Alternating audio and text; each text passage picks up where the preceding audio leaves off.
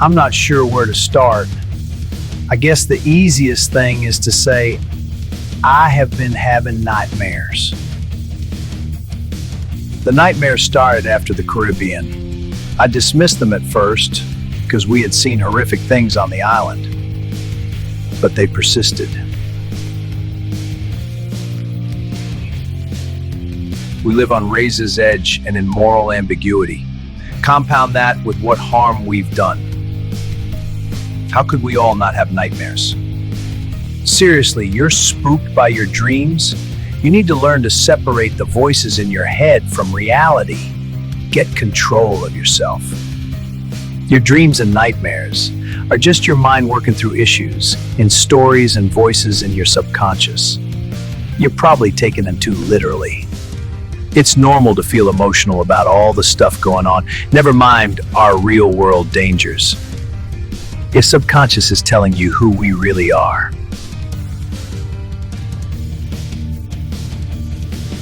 I have to admit, it seems more likely than not that you are just experiencing normal nightmares.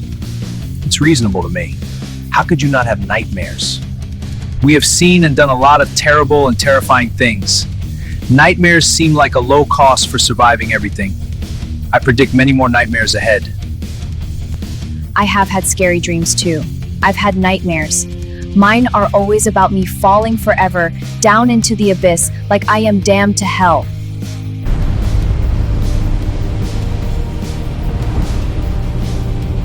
As I plummet forever down into that hellish abyss, I hear voices telling me that I brought damnation onto myself. I am damned for all I have done.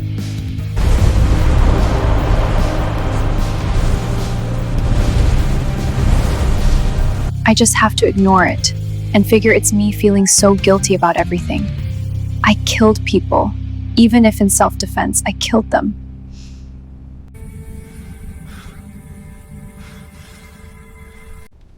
It's a lot for me to cope with. I see their faces and the blood, and imagine their families left to go on without them.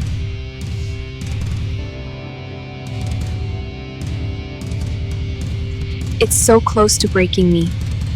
It seems impossible to believe so much carnage and destruction can be justified. Nightmares are where battles are fought against your inner demons. You are stronger than your demons. Don't succumb to them. Death is not murder in a war. It is a casualty that is unfortunately and also usually necessary. Death happens. Don't lessen the loss of life and property by lamenting the devastation. They serve the mission no matter how tragic.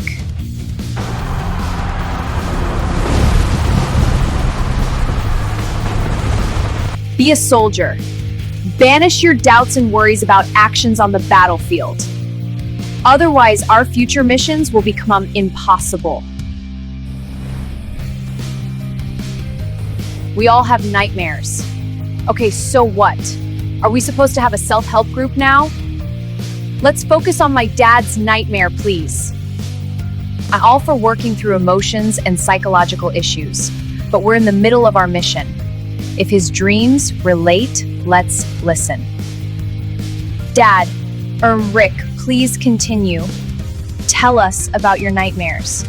Once we all hear about them, we can get back to our mission. Amanda is right. We should hear about your dreams and maybe glean from them any insight, perhaps showing whether they are fiction or truth. That voodoo priestess, Crientis Katrina Vex, used black magic to read our minds and know our past. She made a link with each of us.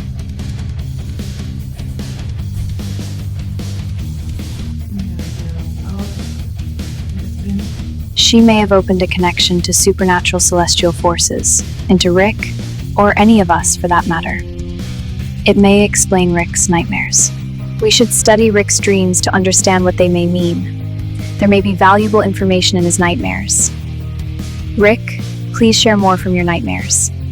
That may be what's happened. Well, the dreams were always about me being lectured to by the devil Lucifer, and now by a prince of hell. Both the devil and the prince of hell Told me things about my past, my family line history, and my role as the fulcrum. They knew more than I did. They knew lots of details. It seemed like my mind was working out the crazy stuff that we've had to do. But then they told me things I never knew. Last night was the first time the Prince of Hell visited me. He introduced himself as the Prince of Hell, Belphegor. He was as terrifying as Lucifer. It's interesting that it's Hell's top brass princes that are talking to you. Why Lucifer and this Belphegor? What's their story? What did they say? Were they helpful in any way, even if unintentionally? Did they offer any clues to their plans? They must have reasons to talk to you. Belphegor said that he governs sloth of the 7 deadly sins. He alleged that he doesn't want the apocalypse. He likes his existence in hell as it is. Belphegor insisted that he likes his role in hell, and the apocalypse would mess up his comfortable existence, with the apocalypse being a lot more work. Your dreams sound real. Everything sounds entirely plausible. Hell is chaos, controlled by the devil Lucifer. He is the king, ruling over 6 other princes of hell. Each of the 7 princes of hell governs one of the 7 deadly sins. Indeed, Belphegor owns the sin of sloth. He could truly be opposing Lucifer and his agenda. It all sounds insane. It sounds crazy to me. It could be a series of bad dreams. But I worry it's true and there could be more going on here. They knew things. What if my nightmares are true, like when the angels spoke to us through our dreams? It all feels real to me. This is all speculation. Did they say anything relevant, or did they just do a dream drive-by to say hello? What was the substance of their lectures to you? Come on, get to the meat. Why did they visit you in your dreams? What did they say? Get to the meat. We're waiting on the details. Belphegor said 2 major things, of which he suggested that I talk to all of you about. Here we are, doing just that. We're talking a lot. First, Belphegor claimed that Lucifer added hellfire blasts wherever we placed explosives, to make them bigger and deadlier.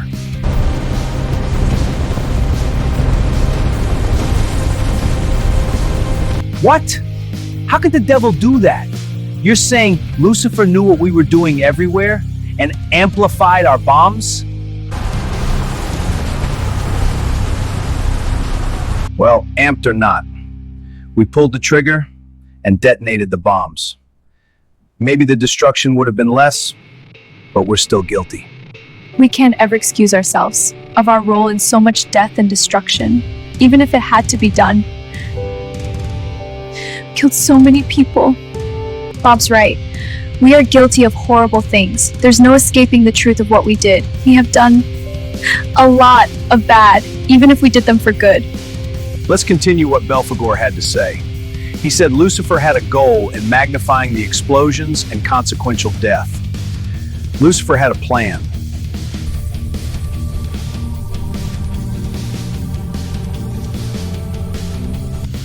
Belphegor claimed that Lucifer wanted to increase the death and destruction, to turn the world against us by vilifying us as wanton killers.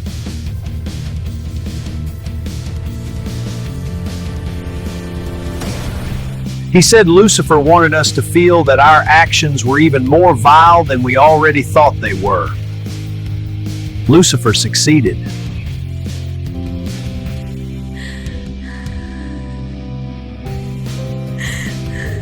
Yeah, you're all correct. We did plant the bombs. We did blow up those buildings and things. We did shoot and kill people. We're responsible for what happened.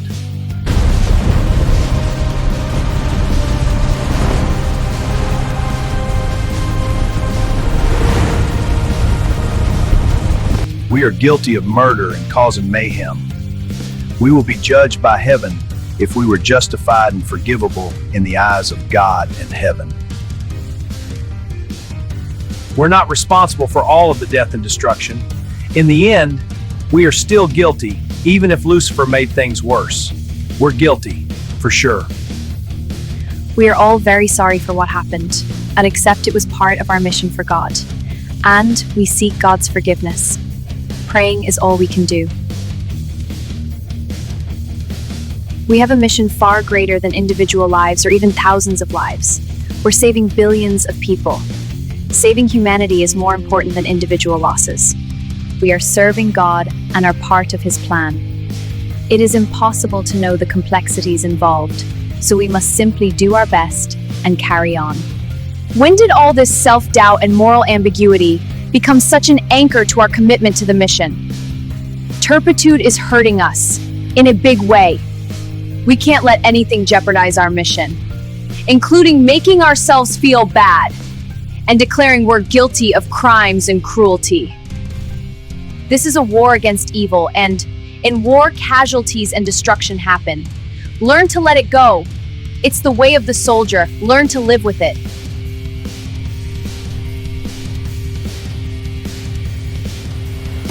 I don't think heaven wants us to doubt our mission for God, much less fail and die because we paused in doubt. Learn to live with it. There's a lot of emotion here. Let's take Sarah's and Taylor's message to heart. They have the most experience as soldiers. We need to be strong. There is a cost to everything, especially things with big stakes, like saving humanity. As God's soldiers, we must fight, despite the death and destruction. Inevitably, as we fight against evil, collateral damage and death will happen. It's an unavoidable tragic truth. We're doing what we have to do for our mission for God. Yeah, sure. We set out on a mission, and anyone or anything that interferes with us will be bribed, shot, blown up, or otherwise killed. It's what we do. Bob, you may be right. Getting back to Belphegor, the second thing he said was that we can stop the apocalypse by preventing my judging humankind as evil. Belphegor said, when I die, my judgment of humanity will determine if the apocalypse will begin. He claimed, if I never die, the apocalypse can't happen. That information doesn't sound useful. Everyone dies eventually, so that sounds more like hyperbola than anything actionable. It sounds useless. Belphegor claimed we cannot die in hell, because like the tormented there, we would heal and reform, alive again, but would still be there in hell. He said no one really dies in hell, thereby ensuring everyone suffers eternally.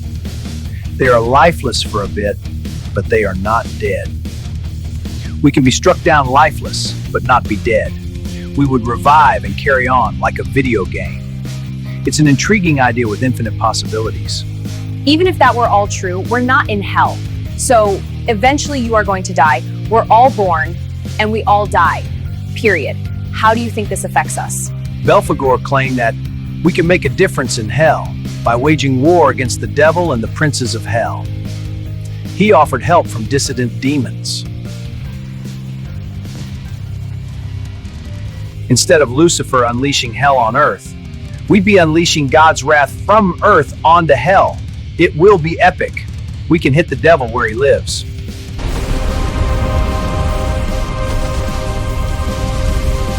The fight here on earth seems insurmountable, but in hell, we can disrupt, if not stop, hell's dark influence on earth. We can fight its influence eternally. I believe in you, Rick. If you're convinced your dreams are real, then I am convinced too. I am forever your ally and friend. I will even go to hell with you. That's so selfless of you, Katie. You're a saint. You're always thinking of others and strive so hard to give and be good. Thank you. You're a real friend. I can't ask anyone to sacrifice themselves and willfully go to hell. We won't be the tormented there, at least, but it may be a one-way trip to hell. We've burned our welcome here, on Earth. It makes sense to take the fight to hell. I am a soldier at heart and soul. Fighting forever sounds exciting. It's a natural evolution of our war against the devil. We'll have a chance to end the tapestry of Baal from opening a portal between hell and earth, within hell itself.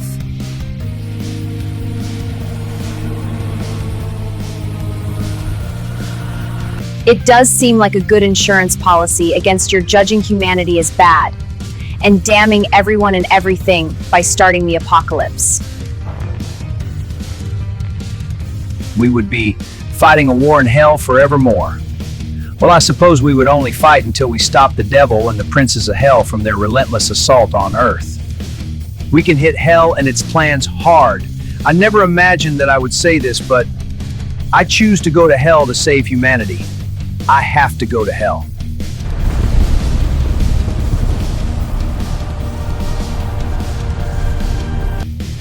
I will proudly march into hell at your side. It is my privilege and honor to go to hell with you. I will willingly give my life and soul for our mission for God.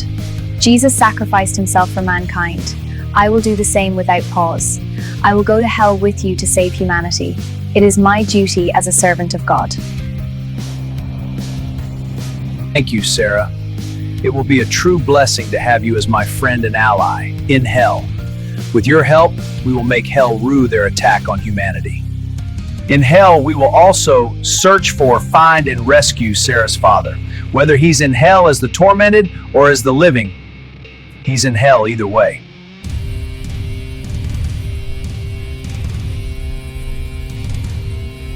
Belphegor also told me how to use the flaming dagger of choice and destiny to open the gates to hell. I just have to wave it while flaming to open the gates.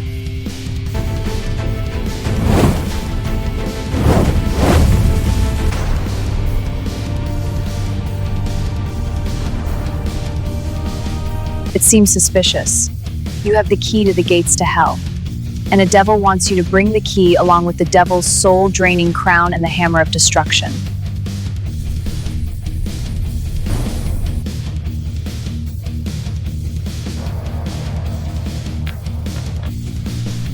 You must see the trap. He's tricking you to opening the gates to hell, and then into bringing the dagger, the hammer, and the crown to him. This prince of hell, Belphegor, could be a mere puppet to Lucifer, doing precisely what the devil Lucifer tells him to do. It's too easy. It's a trick. Taylor has been consistently right about seeing traps set for us. What makes this prince of hell so believable? He is a fallen angel bad guy. Why trust what he says? Let's simplify this.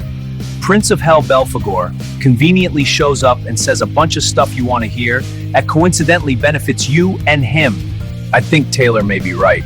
This feels contrived, like a setup trap. And what if he's lying and we can die in hell? I'll tell you what happens. We will all die and the mission is over. And the apocalypse happens. We should expect Belphegor is deceiving us. Even if Belphegor has ulterior motives, it doesn't disprove the possibility that going to hell will stop the apocalypse and save humanity.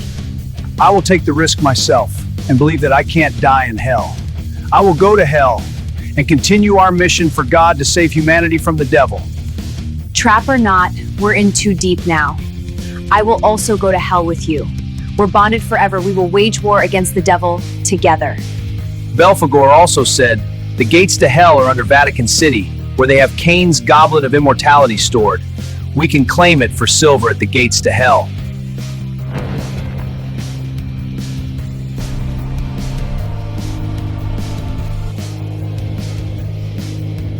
I cannot ask any more of you to go to hell with me, insane as it sounds.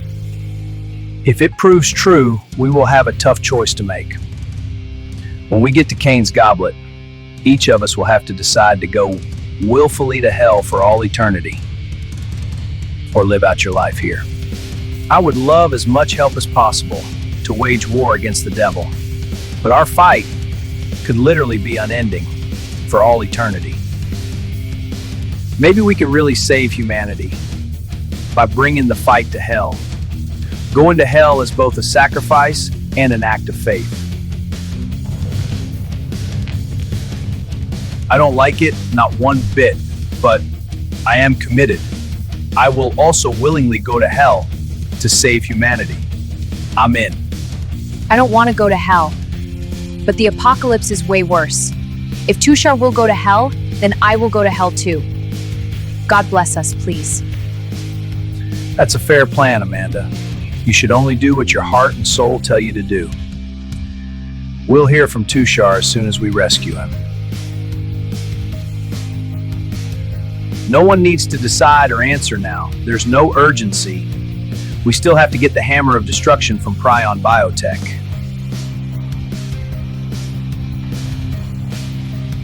I will go to hell with you. For better or for worse, our bond is forever. It will literally be eternal now, living forever in hell with you. You risked everything to save me in London. How could I not march into hell by your side, as your wife, friend, and ally? Awesome, I could never ask you to go to hell. I can't tell you how much it means to me.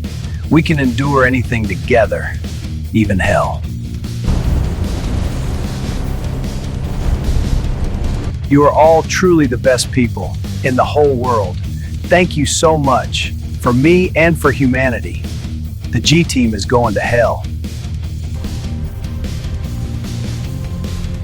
I am after Cain's goblet, which is not in hell. If I can't die in hell, that would be better. I could avoid Cain's curse and not need the goblet. I may be open to going to hell, to see how it might be to live there while ensuring I never die, and therefore cannot be damned in judgment. Hopefully you can open the gates from inside hell, so I can return to Earth if things aren't working out. It's not like I am the fated fulcrum required to stay in hell. I don't know if I can open the gates to hell from within hell. It could be a one-way trip. You better assume there's a chance you're stuck in hell. In my opinion, Silver, you'll end up in hell one way or another. You can't cheat death forever, except in hell. You should come with us into hell. With my opinion said, I have to admit that your talents will likely be very valuable in hell. You're resourceful, persuasive, and tough as nails. Silver, I hope you decide to go to hell with us. You are a member of the GTeam. We need diverse talents, and you have unique talents. I love you too, son. I'm touched by how much you care. My heart sings knowing you want me to go to hell with you. I will likely decide to go to hell with you. Me goes tools to hell. Part of me already in hell. Me find myself in hell, and another maybe is it fix me. Me goes tools hell. Thank you. Tiny, it would be an honor to have you in hell with us. We will find your fractured soul shade in hell, and we will find a way to heal you. We're all going to hell. I wonder how hell will react to God's champions, the GTeam, taking the fight into hell itself. Things are going to be different.